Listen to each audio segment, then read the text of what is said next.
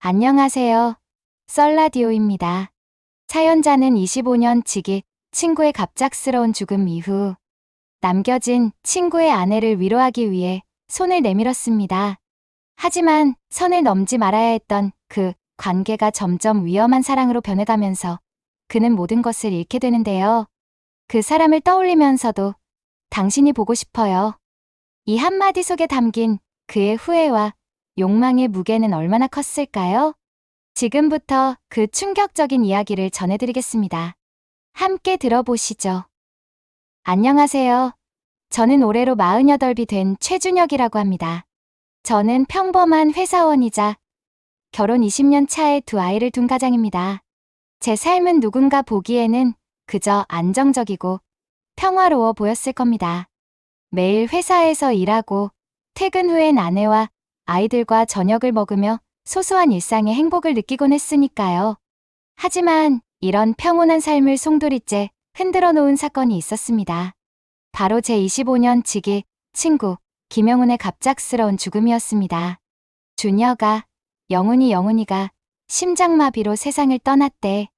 아내의 떨리는 목소리가 제 귀를 때리는 순간 제 몸은 얼어붙고 말았습니다. 뭐라고? 아니, 영훈이가? 설마. 말도 안 되는 일이었습니다. 영훈은 저와 대학 시절부터 가장 가까운 친구였습니다. 한 집에서 자취하며 청춘을 공유했고 제 결혼식에서는 신랑 들러리를 서줬던 사람이었습니다. 그런 그가 세상을 떠났다니 믿기지 않았습니다. 장례식장에서 만난 영훈의 아내 지연은 눈도 제대로 못 뜨고 있었습니다. 그녀는 영훈 옆에서 하염없이 눈물을 흘리고 있었고 그 모습은 저를 더 무겁게 만들었습니다. 지연아, 어떻게 이런 일이. 그녀는 제 말에 고개를 겨우 들더니 힘겹게 답했습니다. 준혁 씨, 괜찮다는 말은 못하겠어요. 아무것도 괜찮지 않아요. 그녀의 목소리는 떨렸고 얼굴은 눈물로 뒤덮여 있었습니다.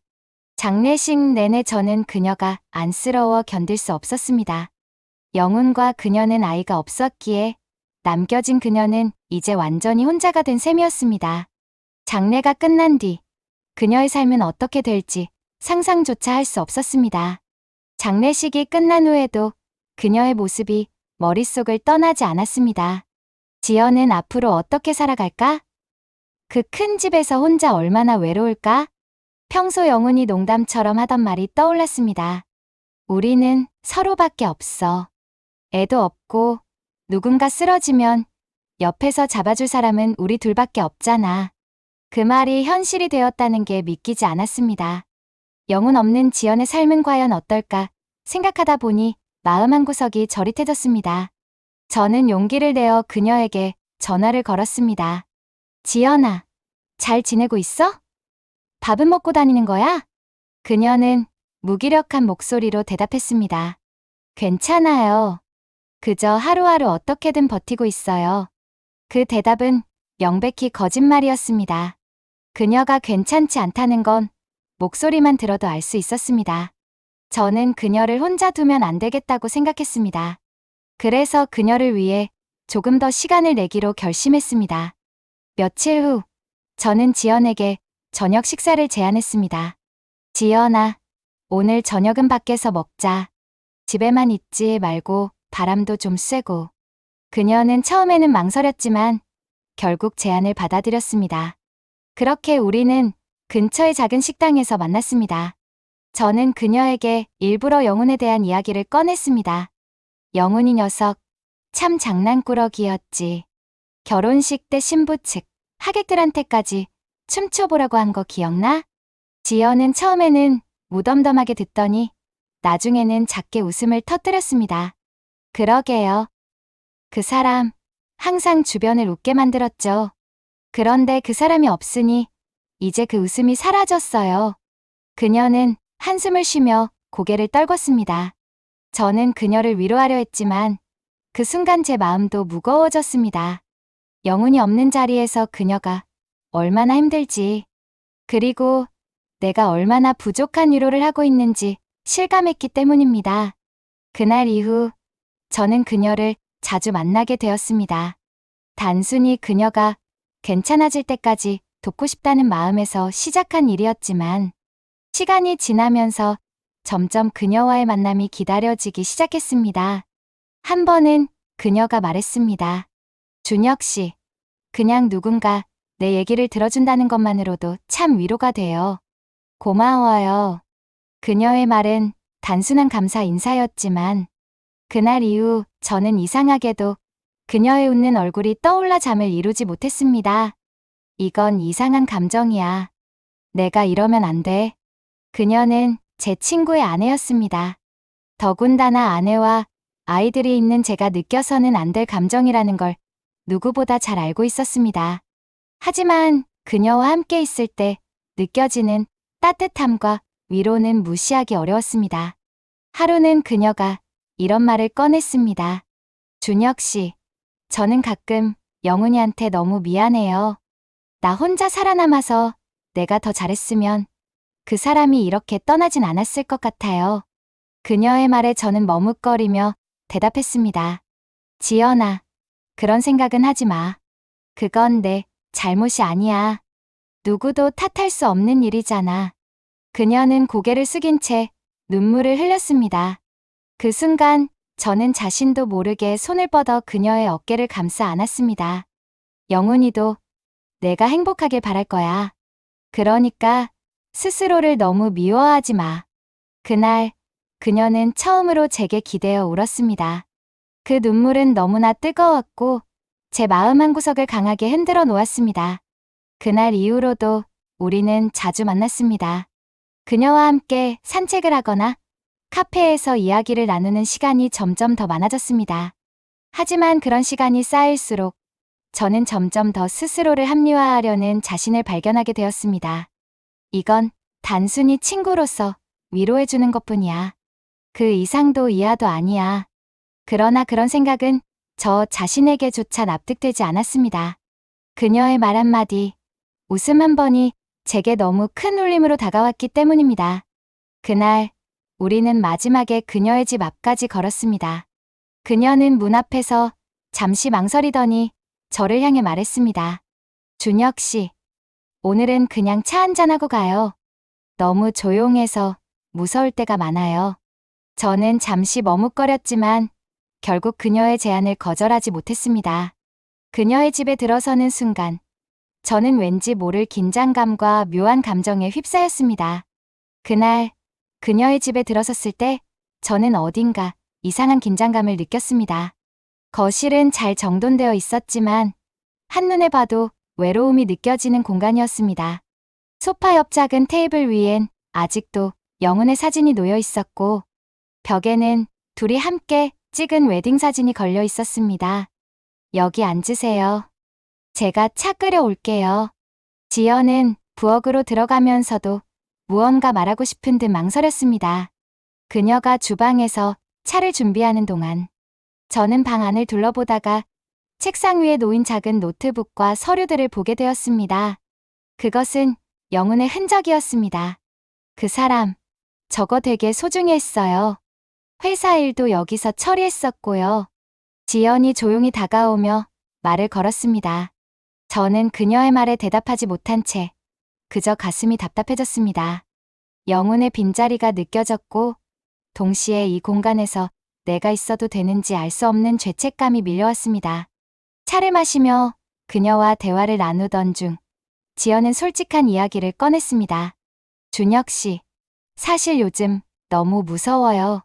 집이 조용하니까 영훈이가 곁에 없는 게 더 선명하게 느껴지거든요.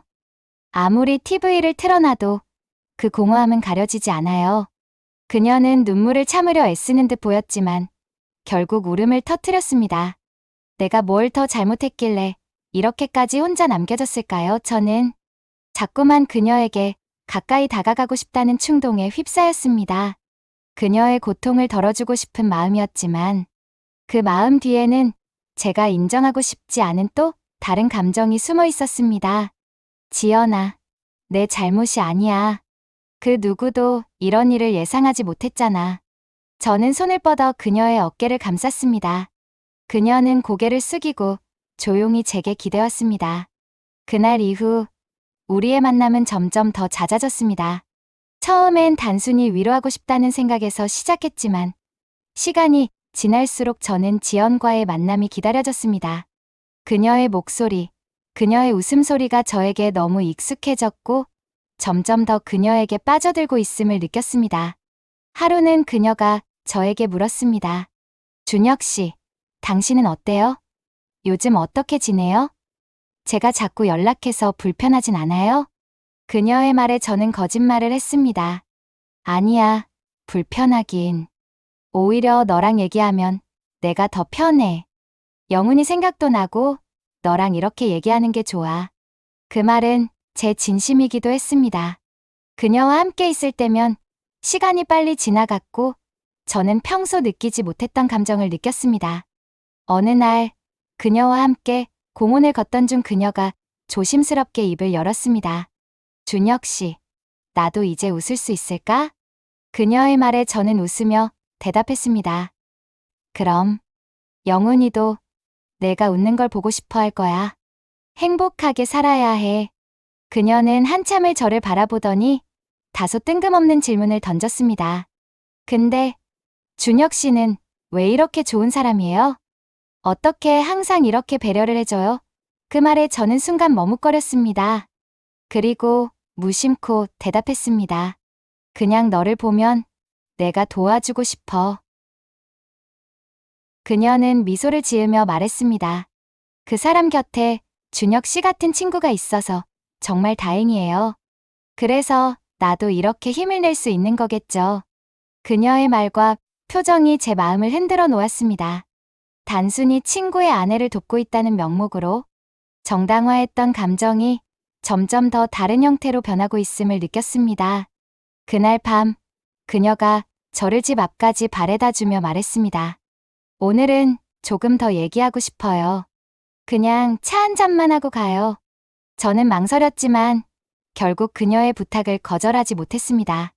집 안으로 들어가자마자 그녀는 작은 잔을 준비해 와 차를 따르며 조용히 입을 열었습니다. 준혁 씨, 여기 오는 게 불편한 건 아니죠? 저는 고개를 저으며 대답했습니다. 아니야, 불편하긴. 너랑 얘기하는 게 좋으니까. 그녀는 작은 미소를 지으며 말했습니다. 요즘 정말 감사해요. 준혁 씨가 아니었으면 난 더 외로웠을 거예요. 그 순간 저는 그녀의 말과 눈빛에 묘한 감정이 솟구쳤습니다. 머릿속으로는 멈춰야 한다는 생각이 수없이 스쳐갔지만 그녀의 눈빛은 그런 제 이성을 무너뜨리는 듯했습니다. 그녀가 조용히 제 손을 잡으며 말했습니다.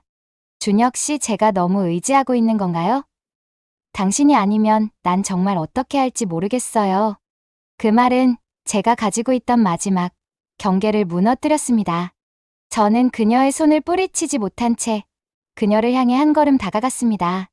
그날 이후 우리는 더 자주 만나게 되었습니다.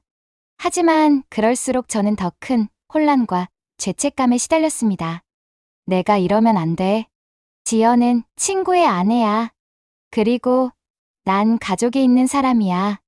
그러나 그녀와의 만남을 끊어내는 건 불가능해 보였습니다. 그녀의 웃음과 목소리가 제 일상을 채우고 있었고 저는 점점 더 그녀에게 빠져들고 있었습니다.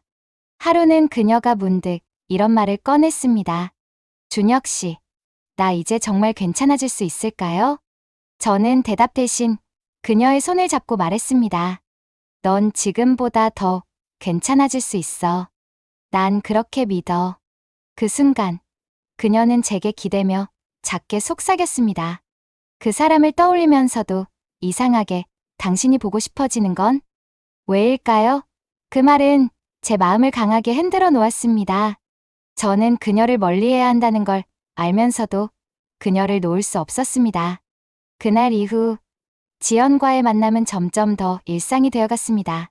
그녀는 언제나 저를 따뜻하게 맞이했고 저 역시 그녀의 고통을 덜어주는 일이 당연하다고 느껴졌습니다. 하지만 그 만남 속에서 우리는 점점 더 서로에게 의지하며 선을 넘고 있었습니다. 준혁 씨, 오늘도 시간 괜찮으세요? 지연은 저녁마다 마치 약속이라도 한 듯 전화를 걸어왔습니다. 그럴 때마다 저는 거절하지 못했습니다. 그녀가 나를 기다리고 있다는 사실에, 그리고 내가 그녀를 필요로 한다는 기묘한 감정에 끌리고 있었습니다. 그날 밤, 우리는 그녀의 집에서 저녁 식사를 하며 이런저런 이야기를 나누고 있었습니다. 식사 후 차를 마시며 그녀는 문득 이렇게 말했습니다. 준혁 씨, 요즘 제가 조금은 달라진 것 같아요. 어떻게? 당신이랑 있을 때면 이제 슬픔이 아닌 다른 감정을 느끼는 것 같아요. 내가 이 말을 해도 되는 건지 모르겠지만요. 그녀의 말은 분명히 위험한 선을 넘고 있었습니다. 그러나 저는 그 말을 부정할 수 없었습니다. 이미 저 자신이 그녀와의 관계에서 돌아올 수 없는 선에 가까워지고 있음을 알고 있었기 때문입니다. 며칠 후, 우리는 평소처럼 그녀의 집 거실에서 이야기를 나누고 있었습니다. 차 한 잔을 마시며 조용히 시간을 보내던 그녀가 갑자기 입을 열었습니다. 준혁 씨, 이제 저도 솔직히 말해야 할 것 같아요. 그녀는 잠시 머뭇거리더니 한숨을 내쉬며 말을 이어갔습니다. 처음에는 그냥 의지하고 싶었어요. 당신이 너무 좋은 친구였고 나를 지탱해 줄 수 있는 유일한 사람이었으니까요. 그런데 요즘은 그게 아니란 걸 알아요. 저는 그녀의 말을 듣고 심장이 요동치는 것을 느꼈습니다. 그녀의 고백은 제게 너무나 강렬하게 다가왔습니다. 지연아, 우리 이러면 안 돼. 너도 알고 있잖아. 이건 알아요. 나도 알아요. 하지만 당신이 아니면 안 될 것 같아요. 그녀는 제 손을 잡으며 말을 이어갔습니다. 내가 너무 외로워서, 그리고 너무 아파서 이런 감정을 느끼는 걸까요? 아니면 내가 진짜 당신을 좋아해서 그런 걸까요? 그녀의 말에 저는 아무 말도 하지 못한 채 그저 그녀를 바라보기만 했습니다. 내 안의 이성은 멈추라고 경고했지만 그녀의 눈빛은 그런 저항을 모두 무력하게 만들었습니다. 그날 밤, 우리는 더 이상 감정을 숨기지 않았습니다. 모든 것이 무너지고 모든 경계가 사라지는 순간이었습니다. 그녀의 집에서 나오는 길, 저는 머릿속이 하얘진 채로 운전대를 잡고 있었습니다. 한편으로는 죄책감이 몰려왔지만 또 다른 한편으로는 그녀와 함께한 시간이 떠오르며 묘한 흥분과 만족감이 느껴졌습니다. 이게 정말 옳은 걸까? 아니, 이건 분명히 잘못된 거야. 하지만 스스로를 합리화하려 애썼지만 저는 이미 그녀와의 관계에서 헤어나올 수 없는 상태가 되어버렸습니다. 그 이후로 우리는 더욱 은밀하게 만남을 지속했습니다. 주말이면 그녀의 집에서 함께 시간을 보냈고 때로는 도시 외곽의 조용한 카페에서 만났습니다. 그녀는 언제나 따뜻하고 다정했으며 저와 함께 있는 순간마다 행복해 보였습니다. 하지만 그런 행복감 뒤에는 늘 죄책감과 불안이 따라왔습니다. 한 번은 아내가 물었습니다. 요즘 당신 왜 그렇게 자주 나가? 지연이 때문에 그래? 그녀가 그렇게 자주 연락해? 저는 최대한 침착하게 대답했습니다. 아니야. 그냥 혼자 힘들어하니까 내가 좀 신경 쓰는 것뿐이야. 영훈이도 날 그렇게 해주길 바랄 거고. 아내는 의심스러운 눈빛으로 저를 바라봤지만 별다른 말은 하지 않았습니다. 그러나 저는 아내의 눈빛이 점점 더 날카로워지고 있다는 것을 느낄 수 있었습니다. 우리의 관계는 점차 위험한 수준에 이르렀습니다. 동네 사람들도 점점 우리를 의심하기 시작한 것 같았습니다. 한 번은 아내와 함께 시장에 갔을 때 아내의 지인이 조용히 속삭였습니다. 요즘 준혁 씨가 지연 씨랑 자주 다니더라. 둘이 너무 가까워 보여서 괜히 이상한 소문 들을까봐 걱정이야. 아내는 그 말을 듣고 불쾌한 표정을 지었습니다. 집으로 돌아오는 길에 그녀는 이렇게 말했습니다. 당신 솔직히 말해봐. 지연 씨랑 무슨 일 있는 거 아니야? 그 순간 저는 아내의 말을 듣고 온몸이 굳어버렸습니다. 무슨 소리야. 그냥 돕고 있을 뿐이야. 저는 최대한 냉정하게 대답했지만 아내는 믿지 못하는 표정으로 고개를 저었습니다. 한 번은 지연이 저를 불러 말했습니다. 준혁 씨, 이제 우리 이 관계에 대해 솔직해져야 하지 않을까요? 그녀의 말에 저는 침묵했습니다. 그녀는 다시 입을 열었습니다. 이제 그만하자고 하면 나 정말 힘들 것 같아요. 하지만 당신이 힘들다면 내가 받아들일게요. 그녀의 말은 분명히 관계를 정리하겠다는 의지였지만 저는 차마 그녀를 놓을 수 없었습니다. 결국 저는 그녀를 끌어안으며 말했습니다. 아니야, 나도 너를 잃고 싶지 않아. 하지만 우리가 계속 이렇게 가면 모든 게 무너질지도 몰라. 그날 밤, 우리는 서로를 끌어안으며 끝없이 무너져 내렸습니다. 지연과의 관계가 깊어질수록 제 일상은 점점 균열이 생기기 시작했습니다. 아내와의 대화는 점점 줄어들었고 아이들과 보내는 시간은 거의 사라졌습니다. 퇴근 후엔 동창 모임이 있다거나 업무가 늦게 끝난다는 핑계로 집에 들어가는 시간이 늦어졌습니다. 아내는 그런 저를 의심하기 시작했습니다. 요즘 당신 너무 달라졌어. 나랑 아이들하고는 대화도 없고 신경도 안 쓰잖아. 뭐 숨기는 거 있어? 저는 최대한 태연한 척하며 대답했습니다. 뭘 숨기긴. 요즘 회사 일이 바빠서 그래. 너무 예민하게 받아들이지 마. 하지만 아내의 눈빛에는 이미 의심과 불안이 짙게 드리워져 있었습니다. 지연 역시 변하기 시작했습니다. 처음에는 저와의 관계를 조심스럽게 이어가던 그녀가 점점 더 나에게 의존하는 모습을 보였습니다. 준혁 씨, 이제는 당신 없이는 못 살 것 같아요. 당신이랑 있는 시간이 내 삶의 전부예요. 그녀의 말은 듣는 이에게는 사랑스럽게 느껴질 수 있겠지만 제게는 점점 무거운 족쇄처럼 다가왔습니다. 하루는 지연이 저에게 이런 말을 꺼냈습니다. 준혁 씨, 이제 우리 관계를 명확히 해야 하지 않을까요? 난 더 이상 이렇게 몰래 만나고 싶지 않아요. 그 말에 저는 당황했습니다. 그녀와의 관계는 애초에 드러날 수 없는 것이었고 그녀도 그것을 알고 있었을 겁니다. 지연아, 우리 이런 얘기하지 말자. 지금도 충분히 위험해. 하지만 그녀는 고개를 저으며 말했습니다. 난 당신을 사랑해요. 하지만 이렇게 숨어서 만나는 게 너무 힘들어요. 그녀의 눈빛 속 간절함을 보며 저는 무엇라 대답해야 할지 몰랐습니다. 지연은 점점 더 관계를 공개하길 원했습니다. 한 번은 이런 말까지 했습니다. 만약 내가 당신과의 관계를 누군가에게 털어놓는다면 당신은 날 미워하겠죠? 그 말에 저는 순간적으로 소름이 돋았습니다. 무슨 소리야? 그런 말 하지 마. 우리 관계가 알려지면 너도 나도 끝이야. 지연은 아무 대답도 하지 않은 채 조용히 고개를 끄덕였지만 그 말은 제게 깊은 불안을 남겼습니다. 며칠 후 아내가 제게 물었습니다. 당신 요즘 정말 이상해. 지연 씨랑 무슨 일이 있는 거야? 솔직히 말해봐. 그 순간 저는 당황하며 목소리를 높였습니다. 무슨 소리야? 아무 일도 없어. 그냥 힘들어하길래 도와주는 거지.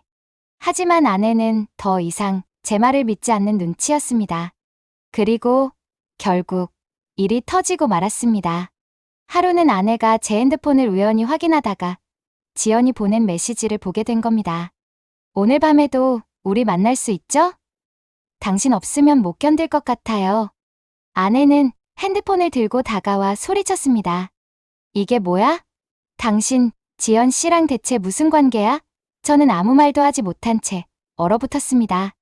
아내는 분노에 차서 제 얼굴을 바라보며 다시 물었습니다. 말해. 이게 다 뭐냐고.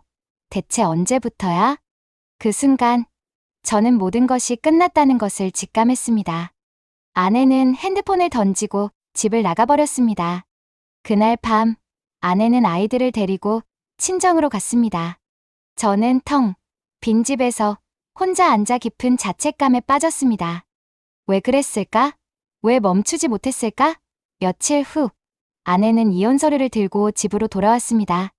더 이상 당신과 같이 살 수 없어. 당신이 우리 가족을 얼마나 상처 줬는지 알아? 그녀의 말에 저는 아무 대답도 하지 못한 채 고개를 숙였습니다.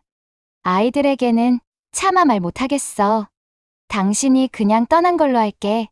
그게 그 아이들을 위한 길이니까. 그날 저는 모든 것을 잃었습니다. 아내와 아이들, 그리고 제가 지켜야 했던 가정까지 모두 사라져버렸습니다. 지연과의 관계 역시 끝이 나고 말았습니다.